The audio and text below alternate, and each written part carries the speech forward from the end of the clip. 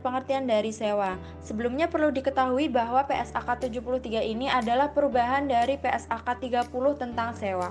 Nah, PSAK 73 sendiri disahkan oleh DSAK pada tanggal 18 September 2017, namun mulai berlaku efektif pada tanggal 1 Januari 2020.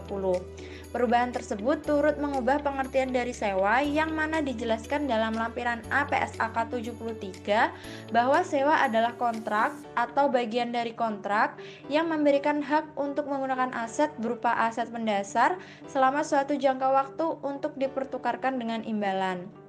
Sementara itu, dalam PSAK 30 menyatakan bahwa sewa adalah suatu perjanjian yang mana lessor memberikan kepada lisi hak untuk menggunakan suatu aset selama periode waktu yang disepakati. Selanjutnya, klasifikasi sewa. Sewa diklasifikasikan menjadi dua jenis, ada sewa operasi dan juga sewa pembiayaan. Sewa operasi jika mengalihkan secara substansial seluruh resiko dan manfaat yang terkait dengan kepemilikan aset pendasar. Sewa pembiayaan apabila sewa tersebut tidak mengalihkan secara substansial seluruh resiko dan manfaat yang terkait dengan kepemilikan aset pendasar. Perbedaan lain dalam PSAK 30 dan PSAK 73 selain dari pengertian yaitu terkait dengan klasifikasi sewa menurut lisi.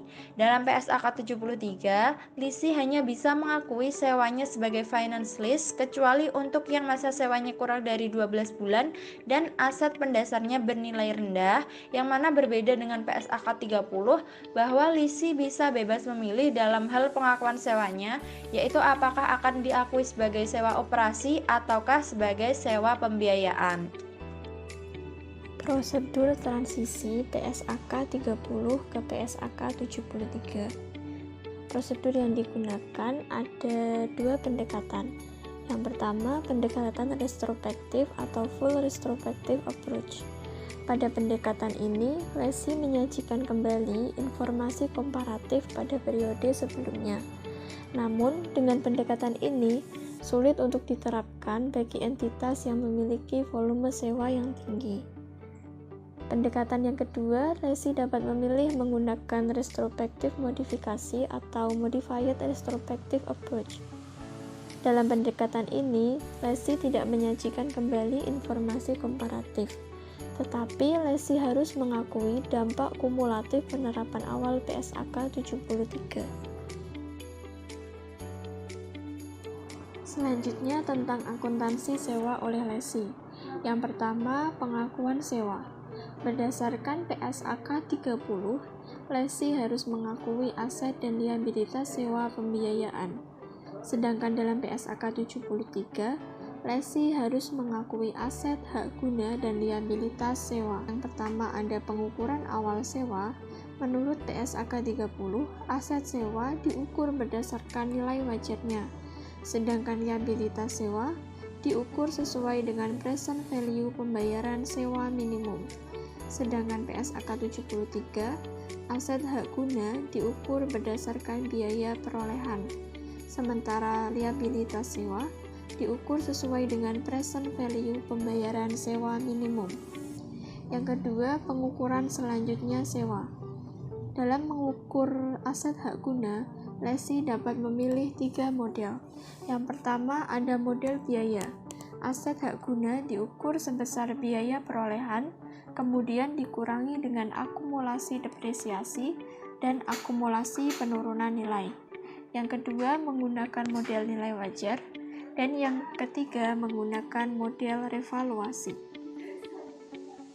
Selanjutnya untuk liabilitas sewa, lesi dapat mengukur dengan cara menyesuaikan jumlah tercatatnya dengan yang pertama ada penambahan bunga dari liabilitas sewa, yang kedua pengurangan sewa yang telah dibayar, dan yang ketiga penyesuaian hasil pengukuran kembali atau modifikasi sewa.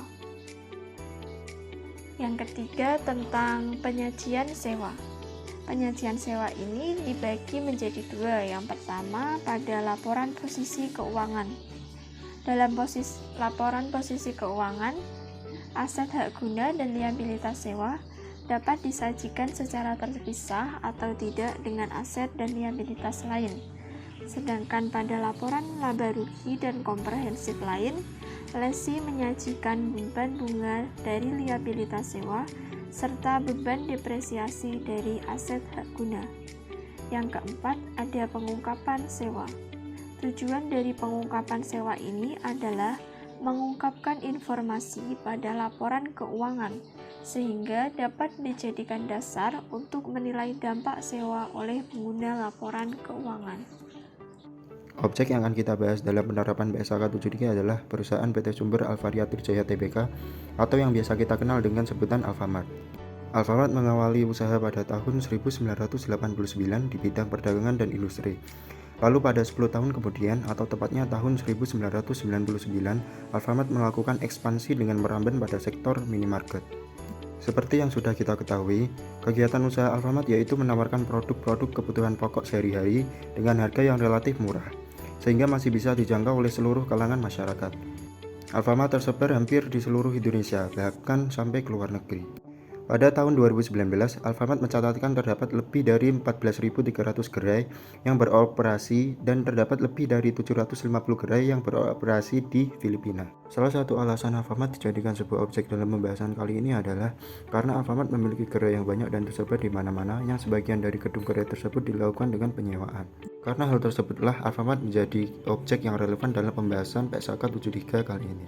Alfamart juga mengalami masa transisi dari penerapan PSAK 30 ke PSAK 73, sehingga masa transisi tersebut akan memberikan dampak terhadap pencatatan akuntansi. Penerapan akuntansi sewa. PT Sumber Alvaria Trijaya Tbk menerapkan PSAK 73 dengan menggunakan metode retrospektif yang dimodifikasi dan diterapkan pada awal 1 Januari tahun 2020. Efek dari penerapan tersebut, perusahaan akan mengakui dampak kumulatif dari penerapan standar pada tanggal penerapan awal tersebut. Dan perusahaan juga tidak menyajikan informasi komparatif untuk tahun sebelum penerapan PSAK 73. Sebelum menerapkan standar sewa yang baru yakni PSAK 73, perusahaan menggunakan PSAK 30 dengan mengklasifikasikan sewa yang terdapat pengalihan secara substansial seluruh risiko dan manfaat yang terkait dengan kepemilikan aset yang disewa. Klasifikasi sewa yang sebelumnya merupakan sewa pembiayaan, perusahaan tidak melakukan perubahan atas kontrak sewa tersebut.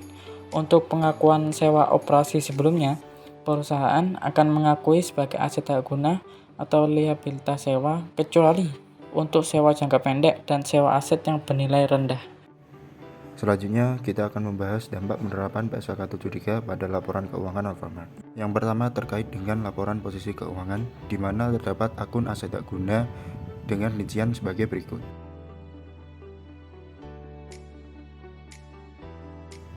Selain aset hak guna, dampak lainnya juga terlihat pada akun liabilitas sewa dengan rincian sebagai berikut.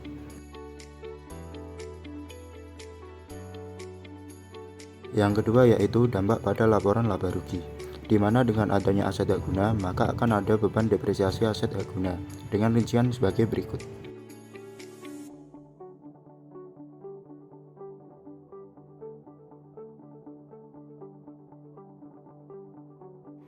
Dampak lainnya juga terjadi pada biaya keuangan, karena dengan adanya liabilitas sewa maka akan ada dampak pada biaya keuangan.